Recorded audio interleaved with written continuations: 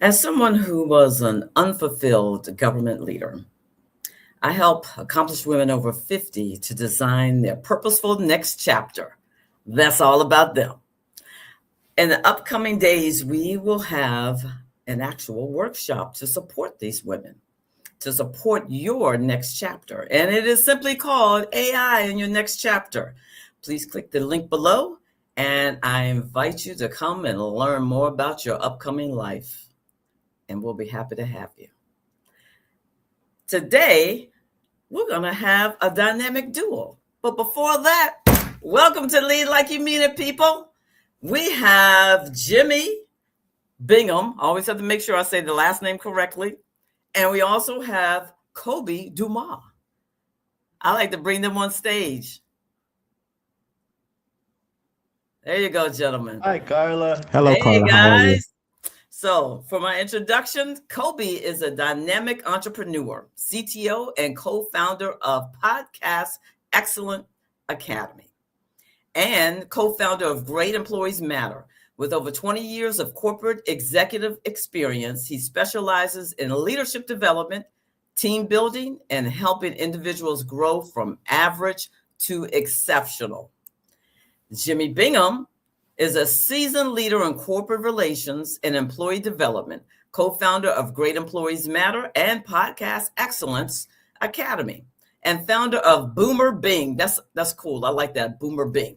He focuses on communication, leadership growth, and helping individuals and organizations unlock their full potential. Gentlemen, once again, welcome to Lead Like You Mean It, people. Hey, how you Thank you for doing? having us. And you guys are in Las Vegas. For some reason, I thought you were in California. Tell me again what the weather is like. Today is April 27th. April 27th. April 22nd. Pardon me. April 22nd. April 27th is a week away. April 22nd. What's the But weather as far like? as today, the weather's beautiful. It was It's really nice. It's been the wind's been blowing the last couple of days, so we like that since Las Vegas is in the valley and it blows out all the smog and but it does blow dirt and dust around. But if we look at the our view from what we call the Eagle's Nest, our nest up here has a great view of the entire valley, and weather is going to be by the end of the day, it'll probably be in the low 80s, which is a little cooler than normal, cooler than it had been the last couple of weeks. But for us, it's beautiful. Wonderful. You know, in the East Coast, Mid-Atlantic area, we're up and down. Yeah. Yeah. About 2 months ago, it was 80 degrees, and the very next day it was snowing. I mean, Whoa. real snow. So, we're up and down. Yeah, well, here in Vegas, we're usually hot. One temperature all the time. Well, today's conversation is about what it really takes to build great employees, not just manage people. I agree. And it's not just to manage people. So Koby and Jimi will have, I'm not reading this right, pardon me. Koby and Jimi have spent years developing leaders, strengthening workplace culture, and helping individuals move from average to great. And we're talking about leadership, communication, and how strong leaders develop strong people. That's the key. You got to be a strong leader to develop a strong employee. Strong leaders. All right, we're going to kick off the first question, and whoever jumps in, I'll be happy to hear you. So when you say great employees matter, what does a great employee actually look like from a leadership perspective? Well, I'll jump in here. A great employee isn't just somebody. And you want to develop employees so that they do take ownership.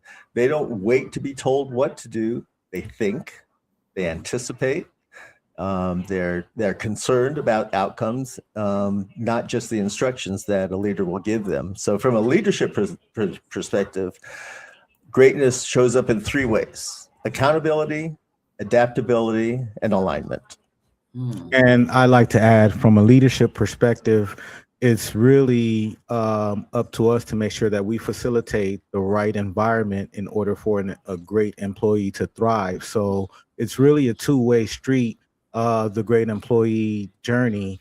even though if you create a great employee or if you're a great employee, you can take that wherever you go, but it takes a great environment in order to sustain that great employee. It takes both. Tell me what that environment looks like. You want to go, Jimmy? Go ahead. I would say, first off, great communication, respect, understanding, heart value. Those things are the foundation. When you have an employee working for you, they're the face of your company. So you want to make sure that there's a good mutual respect, there's a good understanding. And if that employee feels like the company is taking care of them and what they're doing is worth it, that employee will in turn take care of the company. And leadership has a huge responsibility, right? Leadership creates that environment where greatness is either nurtured or it can be suffocated. So if your systems and your communication and your expectations aren't clear, you're not building great employees, you're building confusion more than anything else. Great employees just don't happen by accident. They're developed by intentional leadership. So it's really incumbent upon the leaders to do what they need to do to facilitate effective communication and nurture and develop their employees. Yeah, I'm with you. So what I just heard about as far as that employee, you can be great anywhere. So I remember working with wonderful employees. After maybe a year and a half to 2-3 years, sometimes they will come to me and say, Carla, I got another position elsewhere. And you know what? I learned to say, I'm very happy for you. I'm hurt for myself in the organization, but I'm happy for you because they were able to build upon themselves. They were able to give to the organization and they were able to take that and move forward in their career. So you can never hold on to that employee because, if they are awesome and you've provided that culture for them, they're going to fly away to another organization. If not, something somewhere far away. But it is important that you have that culture, you have that relationship, and you have that openness to grow that employee so they can continue to fly away. And I like to add to that. I, as a corporate manager for years and years, I used to start there. So when I hired somebody, I would ask them what were their expectations, if they wanted to move up in the company, if they were trying to go elsewhere, or what their goals and aspirations were, because then I can match that energy as they're an employee for me and we grow together. And I'm always looking for them to not hold on to that employee forever. I know that process. So if I started at the beginning, it's easier to let them go at the end because it's more of like a leaving the nest type of thing instead of I'm losing somebody valuable. Yeah. And you as a leader, Carla, should be proud of the fact that you took the time to nurture that employee and enable them to become great so that they could in fact advance. If they didn't advance within the organization that they're presently in, working under you, then you provided them the skill set so that they can in fact move somewhere else and have the confidence that they're doing a good job. So that's truly a sign of great leadership. And in my opinion, if you create an environment like that where somebody's able to come in and grow and go somewhere else, that's the system that creates a good system of somebody being able to come in, having a good environment, and being able to either outgrow that environment and go to something better. That's actually a really good system. That's a compliment. Yeah. And so let's talk about the leaders on the other side who are not interested in the employee growing and moving on. What does that do to an employee? Let's say I am a manager of a shoe store, old-fashioned shoe store. And then my top seller decides I'm going to move to another one. But he doesn't want to let him go because of not just the money, but because that employee is fantastic, but he wants to keep him. And the employee doesn't feel comfortable to move forward. Well, that's a sign of less than effective leadership. I won't say poor leadership, but less than effective leadership on the leader side. Because if that employee is good, and as so good that the leader does not want them to leave, they should have recognized that earlier. They should have taken the steps to to elevate that employee. And it's not always money. It's not always position. It's recognizing the employee for their value and letting them know that they value them.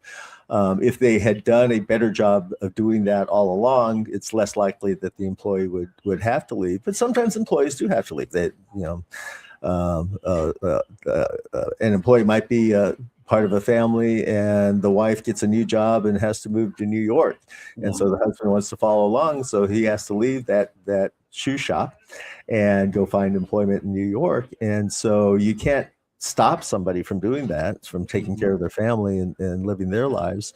So again, it's really important for that leadership to recognize their most valuable employees, and to recognize that all of their employees are valuable. It's much more difficult and more expensive to bring in a new employee and retrain them and get them to the point that you want them to be, than to retain an employee that's already good. So absolutely, 100%. If you're looking from an organizational point of view, just from the dollar bill perspective, it is far more expensive to bring in a new employee. Always.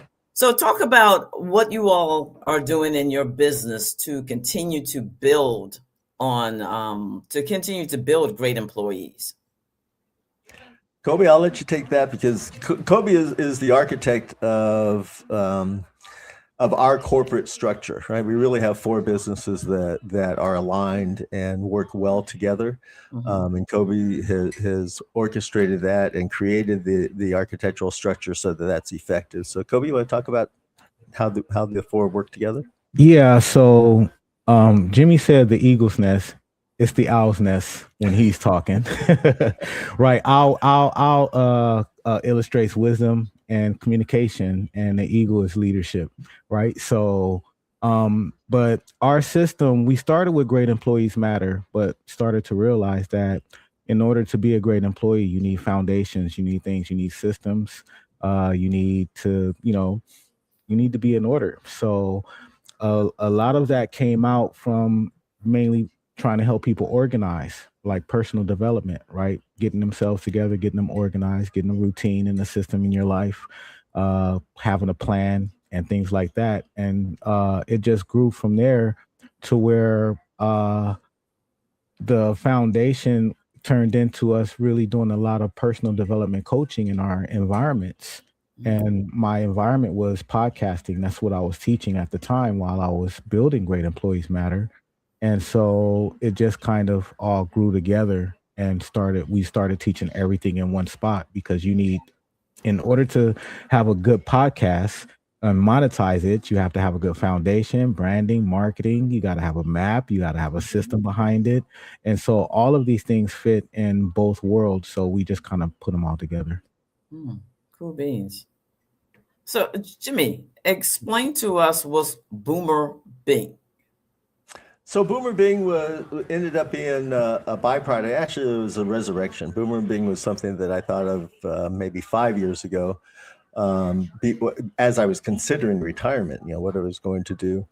And I had come to the realization that as a young leader, I was pretty much ahead of the curve everywhere. And as an aging leader, I was falling behind. And one of our adages is, we as the boomer generation, right? The baby boomer generation, we may have invented the internet, but that doesn't mean that we know how to use the internet. And so I came up with Boomer Bing to be able to facilitate that type of communication, to provide that type of education, so that boomers could in fact learn more about how to use the internet, in particular how to communicate. And then we were fortunate enough to have on the Great Employees Matter podcast, we brought in Sherry Tree from Bank, which is a personal assessment, scientifically based program. And it teaches people how to learn who they are and what they're all about, but more importantly, who the person that they're speaking to comes from, and what is effective in communicating with them. So it's a program that we've incorporated into all 4 of our businesses, so that when we're having discovery communications with potential new clients, we can understand right away where they're coming from and how best to get our message across. And so, if anybody is interested in that type of learning, I'll go ahead and jump on some shameless self-promotion here. If they go to our website, Great Employees Matter, they can go down to the bank assessment. And if you go through that bank assessment, just click on that link. Normally that's a $99 charge. If you come through this program, if you come through Carla Coates, then you can just click on that and you can do your assessment for no charge and find out who you're all about and learn a little bit more about bank. All right. Okay, so I want to shift. I want to talk about what's your biggest leadership failure and what did you learn from it? Wow, Koby? Extending ourselves out too much for people who are not giving back enough. That's a good one. Let's hit more. Yeah, I mean, just helping people, going all in, and I translated to maybe wanting it more than they really do, or more than you thought they really did, and it just results in catastrophic failure and time loss, which is to me the most valuable commodity is your time. So when you lose that, you don't get it back; it's gone. Well, who are the they? Not names, but like position wise. Oh, position wise. Okay, so I'm looking at it from a business standpoint. So I'll switch. The biggest failure in leadership in business. Let's see. Let me think of one. I gotta think of one, Jimmy. Well, I'll jump on mine then. One of my biggest leadership failures was assuming that a person that my passion alone would carry people, right? That because I was passionate about the job, I was passionate about the outcome. If I did what I did, other people would just naturally follow me. That if I was clear, if I was motivated, everybody else would just get it, right? And they would do what I was doing, and they didn't. What I learned is leadership isn't about what you say; it's about what people actually understands and execute.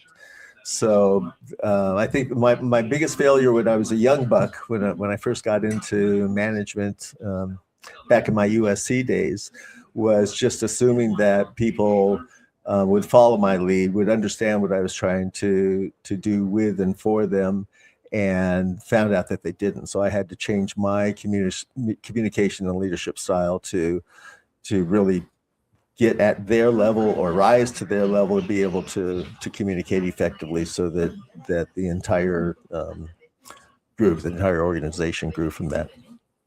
Yeah, I think mine would be just not really listening. That would be my leadership failure is thinking people should be at the same speed as I am and not meeting them where they are and not really listening to their positioning and what their expectations were. It's just my way or the highway. That was my A at a high level when I was young. If you guys understand bank. Yeah. It's something you say about listening, because I learned how to listen more intently by being trained as a coach. And I thought, oh my gosh, now this was just 8 years ago. And I thought, I've been working for a couple of decades. So I missed an enormous amount of information because I decided, hey, I am going to push hard. We're going to execute. And, oh, did I hear you? It doesn't matter. We're just going to execute. Yeah. But I lost a lot with not just employees, but with my colleagues, with my own leaders, because I didn't sit and take the time to listen. And that translates to family. That translates to life, period. And so I'm still going through that transition because, one of my mentors, the late Mark Yarnell, he said that he was going to have a problem with me because I was a leader. Leaders already know what they want. They know the direction. So it's very hard to steer them in a different direction. And that is where the non-listening comes from. Yeah. And if you learn how to sit in that position from that and slow yourself down and actually listen, you go a little bit farther. Yeah.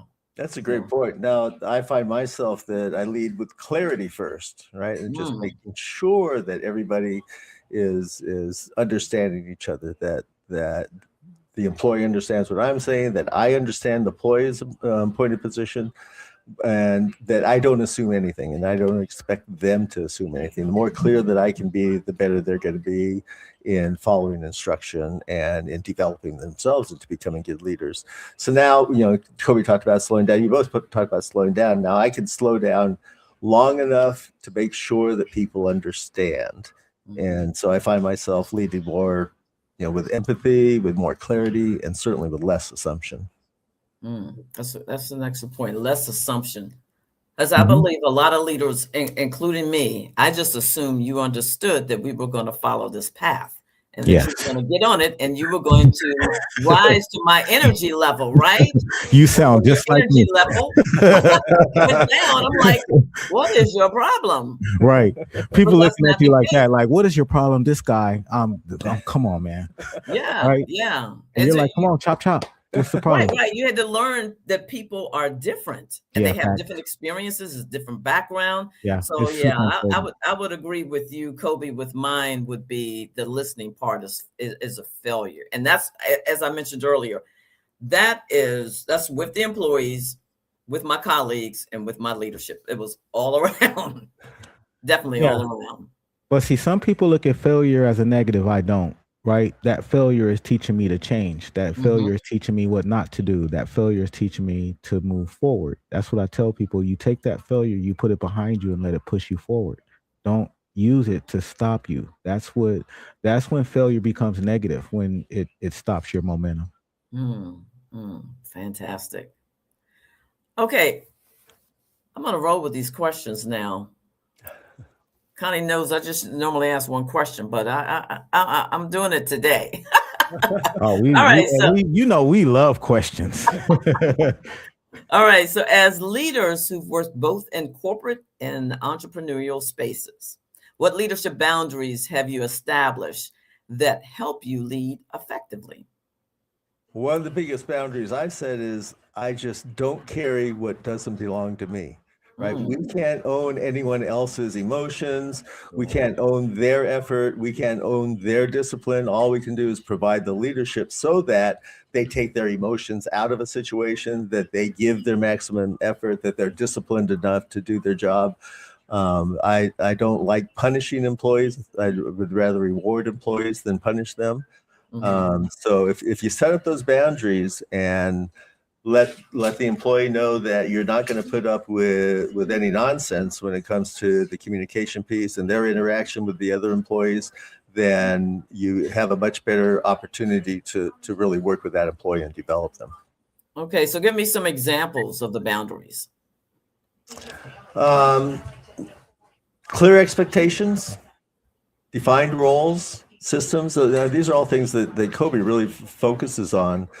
So the boundaries are, you can have simple boundaries, like everybody needs in the workplace and workspace.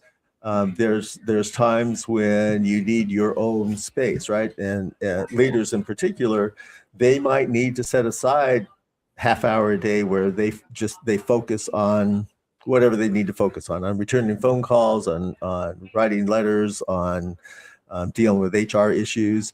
And if their door's closed, if you set a boundary that when my door's closed, I don't accept any interruptions, it better be an emergency.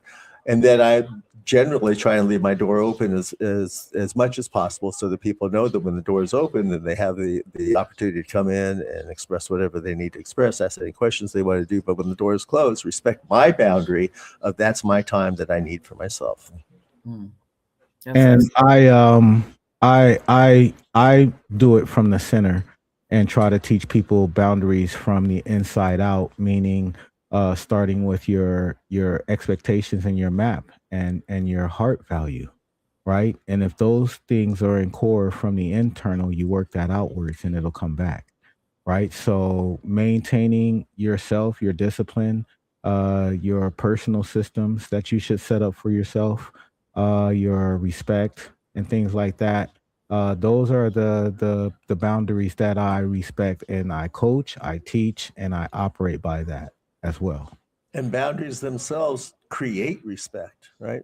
So when you as a leader lack boundaries, if your employees don't understand, the team itself ends up lacking direction. So you have to have boundaries And structure and communication, uh and heart value. I always say heart value because it's important, because if you have a good high heart value, then your intentions and your ethics are pretty good.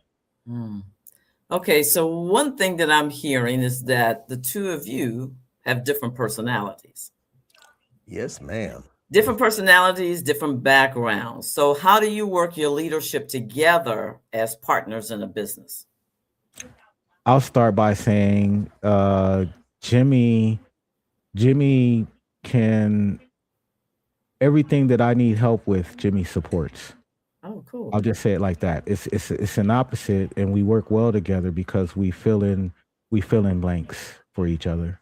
Mm. And we do that by listening to each other, right? We're very good already and getting better at listening to each other and being able to redirect conversations, whether it be internal, whether it be between us and our team, or whether it be external.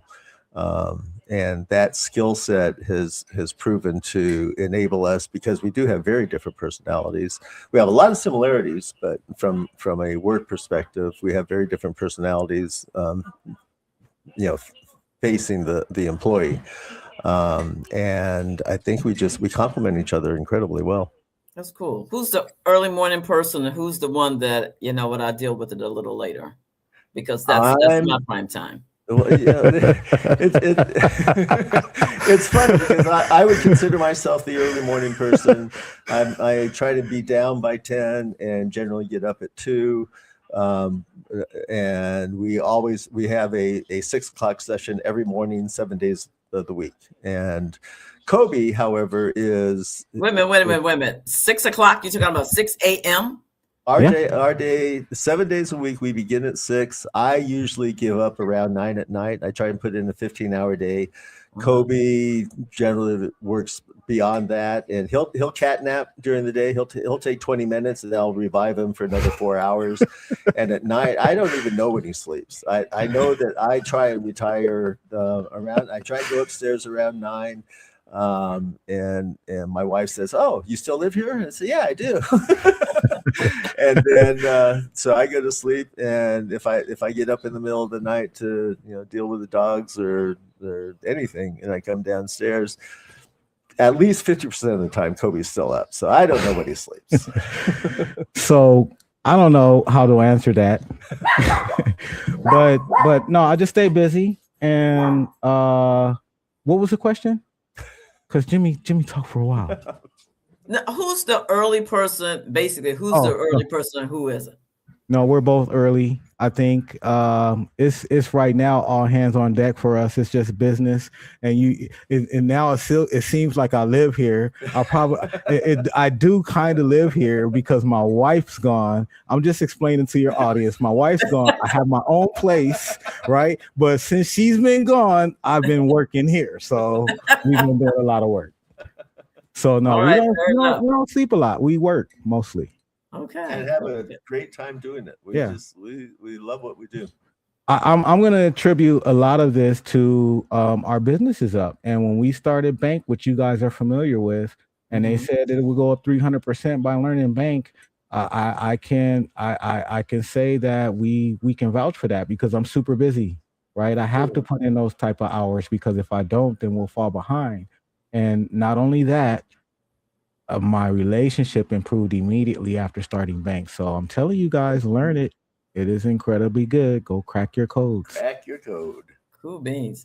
So one last thing before we close out. What is it that you want people, and I like to hear from both of you, what is it that you want people to hear about your businesses? Wow. Koby. Yeah, I'll start. Understanding the foundation and creating a good system. Don't nickel and dime your business. It'll nickel and dime you back. And once a lot of people figure that out and understand the type of systems that they need to be able to grow and scale and run their business, after they figure out what it is, life gets a lot better. And mine would be, have your map, understand what your map is, know what your goals are, and plan for getting there. Don't plan for failure. Don't plan for not achieving every goal that you want. In fact, we actually encourage people to set their goals higher than what they can actually achieve, because you can always adjust your goals.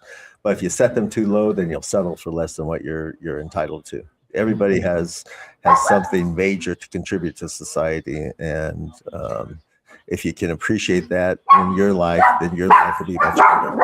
And I apologize for our dogs. That's the chief marketing officer. He's doing his job. I don't know what's going on. I gotta remember that, chief marketing officer. Cool beans. Well, gentlemen, I tell you, I thank you very much for participating as guests on Lead Like You Mean It, people. It's been a fantastic conversation. And I believe Connie, our producer, she'll have some information that you be able to reach out to Koby and Jimi. She'll have that in the comments. Anything else before we close out, gentlemen? I want to start by saying it's an absolute pleasure and an honor for you to have us on here. We appreciate it. And I definitely want to do an extended invite, since I'm Jimmy's producer, for you to come back onto our show. And it's going to be a communication show that he's doing with Boomer Bing. We'd love to have you. Oh, sure thing. And I just thank you effusively for the relationship, the friendship we've developed over the last year.